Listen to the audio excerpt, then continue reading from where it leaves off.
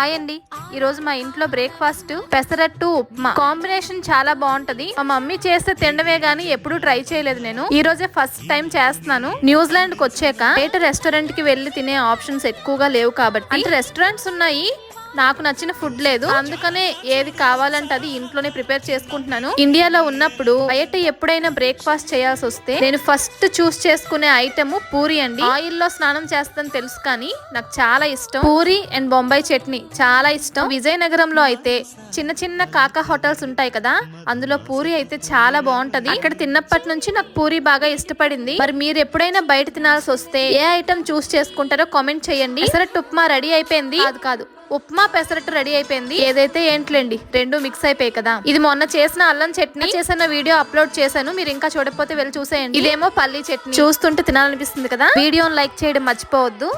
ఉంటాను.